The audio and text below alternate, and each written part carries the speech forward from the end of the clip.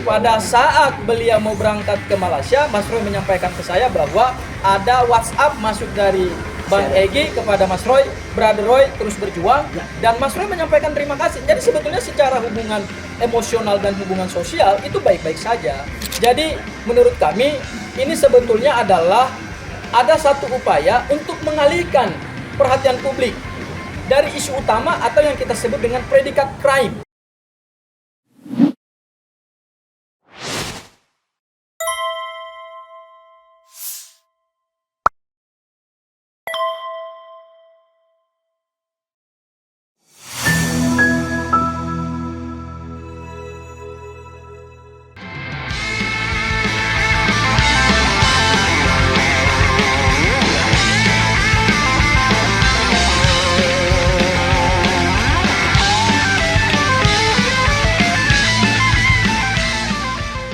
Terima kasih Bang Aka atas waktunya. Jadi rekan-rekan media, pertama kami dari tim kuasa hukumnya Mas Roy CS bersama 3 tersangka yang hari ini juga melaksanakan. Ya.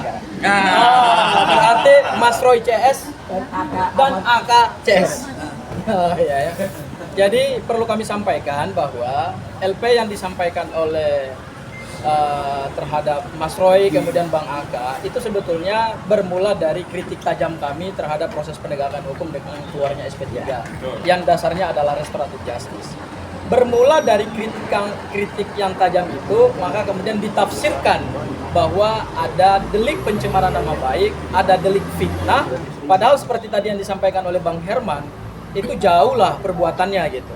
Ketika Mas Roy mengutip ada 2 tuyul bertemu dengan jin iprit, ya, itu sebetulnya adalah suatu kritikan satir gitu, yang mengambil dari karikatur seorang wartawan senior. Jadi sama sekali tidak ada mens rea dari Mas Roy untuk menghinakan seseorang, ya, untuk kemudian merendahkan seseorang. Bahkan Mas Roy itu mempunyai hubungan yang sangat baik dengan Bang Egy. Setelah beliau mendapatkan SP3, pada saat beliau mau berangkat ke Malaysia, Mas Roy menyampaikan ke saya bahwa ada WhatsApp masuk dari Bang Egy kepada Mas Roy, Brother Roy terus berjuang, dan Mas Roy menyampaikan terima kasih. Jadi sebetulnya secara hubungan emosional dan hubungan sosial itu baik-baik saja. Kemudian ini menjadi persoalan hukum karena memang ada kritikan yang pedas dari kami terkait dengan penegakan hukumnya yang kami kritik, ya, yaitu SP3 yang dijadikan sebagai dasar kedua tersangka tidak lagi berstatus tersangka itu sebetulnya bermula dari evaluasi kami terhadap cacat formil dan cacat material SP3 dengan dasar RJ, ya. Jadi ini tidak bisa lepas dari situ. Hal yang kedua adalah dari sisi perbuatan material, apa yang disebut sebagai delik pencemaran nama baik, delik penghinaan yang dilaporkan oleh 2 pelapor, pasal 433, pasal 434, kemudian juga 27A Undang-Undang ITE, itu jauhlah dari perbuatan mereka gitu. Ya. Jadi menurut kami ini sebetulnya adalah ada satu upaya untuk mengalihkan perhatian publik dari isu utama atau yang kita sebut dengan predikat crime, yaitu ada dugaan tindak pidana pemalsuan dugaan tindak pidana ijazah palsu atau persoalan ijazah palsu yang hari ini disidik oleh Polda Metro Jaya ingin dialihkan dengan LP ini, sehingga mengaburkan pusat perhatian masyarakat yang saat ini masyarakat sedang menantikan gitu loh. Mana yang benar, apakah ijazah ini asli ataukah ijazah ini palsu gitu. Nah, ini yang coba dikaburkan. Kemudian yang terakhir adalah ini sebetulnya menjadi satu cermin bahwa demokrasi kita sedang dalam titik yang sangat nadir. Kita sudah punya KUHP dan KUHP baru. Dan sah-sah saja ketika ada warga negara, apalagi kami sebagai tim kuasa hukumnya Mas Roy, kemudian ada Bang Ahmad Kozinudin, ada Bang Herman, kemudian ada Bang Jack Aspardi Pilihan, dan yang lain ada Bang Medi juga. Ketika menyusun satu bentuk, menyampaikan satu bentuk kritikan hukum yang pedas, itu sah secara hukum. Karena kehadiran seorang advokat warga negara itu kan adalah melakukan check and balance terhadap proses penegakan hukum. Kalau aparat penegak hukum dikritik dan kemudian itu ditafsirkan sebagai satu bentuk delik fitnah dan pencemaran nama baik, bagaimana kita mempertaruhkan negara hukum kita gitu? Berarti semua proses hukum yang dilakukan oleh aparat penegak hukum ya tidak perlu dikoreksi, ya. Bisa saja penegakan hukum itu dilakukan secara sepihak tanpa ada check and balance dari masyarakat atau aparat penegak kami ini juga sebagai penegak hukum, ya berarti buat apa kita punya KUHP dan KUHP baru? Katanya kita sudah punya hukum pidana nasional yang berdasarkan Pancasila, Undang-Undang Dasar 45 dan nilai kearifan lokal. Kok ada warga negara yang mengkritik proses penegakan hukum, kemudian itu ditafsirkan sebagai pencemaran nama baik? Ini yang sesuatu yang menurut kami sangat keliru. Oleh karena itu, terkait dengan pilihan tim hukum untuk kemudian melakukan langkah hukum terhadap laporan tersebut, kami pikir adalah itu hal yang sangat wajar dan sah saja. Karena saat ini memang tim hukum sedang melakukan pengkajian terhadap materi-materi mana yang nanti kemudian akan kami laporkan ke SPKT Polda Metro Jaya, ya, dengan pelapor adalah Mas Roy dan kemudian Bang Aka, ya. Mungkin kami tidak bisa membuka secara gamblang materinya apa, karena itu adalah materi penyelidikan, dan kalau naik tahap penyidikan itu juga nanti menjadi materi penyidikan. Tapi yang kami sayangkan adalah kok perkara ini semakin hari menggelinding seperti snowball effect yang kemudian menimbulkan kegaduhan yang semakin meluas gitu. Ini karena apa? Karena tidak ada mitigasi risiko dari Pak Joko Widodo. Coba kalau Pak Joko Widodo mau kemudian dari awal menyelesaikan perkara ini dengan sikap kenegarawanan, menunjukkan ijazah itu kepada publik dan mengcounter hasil penelitiannya Mas Roy, Bang Rismon, Dr. Tifa secara ilmiah juga. Jangan melakukan langkah hukum pidana. Begitu langkah hukum pidana diambil, snowball efeknya kemana-mana. Dan terhadap 7 terlapor yang dari pihak Pak Jokowi, itu juga sudah dilakukan proses hukum lebih lanjut. Mas Roy kemarin sudah dimintai keterangan, kebetulan kami yang dampingi ya Mas Roy ya. Dan ini akan ada lagi calon-calon terlapor baru. Ini kan sesuatu yang sangat kita sayangkan. Ya, jadi Mas Roy itu yang bisa barangkali saya sampaikan. Nanti ada dari Bang Rizal, silakan Bang Rizal.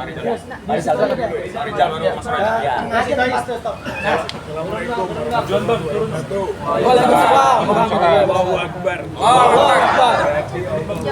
Persoalan yang kita hadapi itu kecil, insya Allah kita akan hadapi dengan maksimal dan semuanya bisa teratasi karena tujuan kita adalah tujuan yang baik, yang suci, yang mulia demi itu kan menyalurkan aspirasi rakyat, aspirasi masyarakat khususnya tentang kepenasaran apakah ijazah Joko Widodo itu asli atau palsu, yang sampai saat ini kita masih menduga palsu gitu, dan meyakini itu. Maka buktikan dong aslinya. Itu kan kita kejar terus, gitu. Nah saya, Bu Kurnia, Pak Rustam tadi baru melakukan wajib lapor, melanjutkan wajib lapor klaster 2.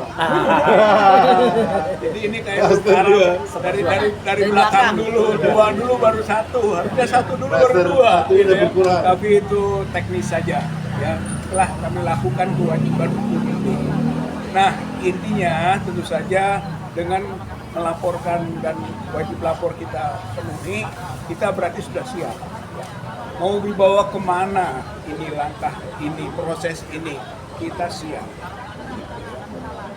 Mau lanjut, mau berhenti, mau apapun pokoknya. Asal ijazah Joko Widodo bisa terbukti tentang palsu aslinya, yang kita yakin itu palsu. Nah kemudian saya sebagai bagian dari TPUA juga kan tentu saja mengkritisi ini, terutama ada yang diawali dengan sebelum pelaporan terhadap Pak Roy Suryo dan Pak Ahmad Hojinuddin kan pemecatan dulu. Wah, gitu kan, rekan-rekan di TPUA-nya gitu dipecat, otoritas pemecatannya sendiri nggak ada, gitu kan, dia hanya menyebut hak prerogatif. Hak prerogatif dari mana? Presiden. Gitu kan, itu pertanyaannya. Ya, yang mencopot sendiri, otoriter itu.